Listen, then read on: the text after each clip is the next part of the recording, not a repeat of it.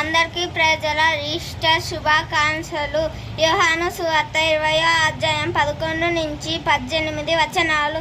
అయితే మరియ సమాధి బయట నిలిచి ఏడ్చుచుండెను. ఆమె ఏడ్చు సమాధిలో వంగి చూచెను. తెల్లని వస్త్రాలు ధరించిన 2 దేవదూతలు యేసు దేహము ఉంచబడిన స్థలములో ఒక్కడు కాళ్ళ దగ్గర, ఒకడు తలపై కూర్చుండుట కనబడెను. వారు, అమ్మ, ఎందుకు ఏడ్చుచున్నావు అని ఆమెను అడుగగా, ఆమె, నా ప్రభువును ఎవరో ఎత్తుకొని పోయిరి, ఆయనను ఎక్కడ ఉంచితురో నాకు తెలియలేదని చెప్పెను. ఆమె ఈ మాటలు చెప్పి వెనుకకు తిరిగెను.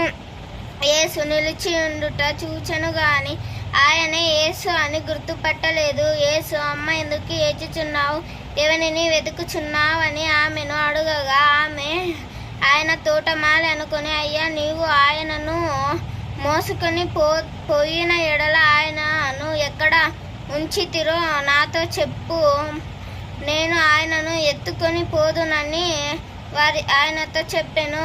యేసు ఆమెను చూచి మరియా అని పిలిచెను. ఆమె ఆయనను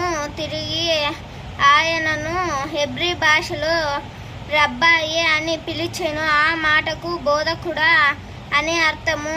యేసు ఆమెను, నేను ఇంకను తండ్రి యొద్దకు ఎక్కిపోలేదు గనుక నన్ను ముట్టుకొనవద్దు. అయితే నా సహోదరులకు వెళ్ళి, నా తండ్రియు మీ తండ్రియు, నా దేవుడు మీ దేవుడు వాని యొద్దకు ఎక్కిపోవుచున్నానని వారితో చెప్పుమనెను. మగ్దలేని మరియ వచ్చి, నేను ప్రభువుని చూచి తిని, ఆయన నాతో ఈ మాటలు చెప్పిన శిష్యులకు తెలియజే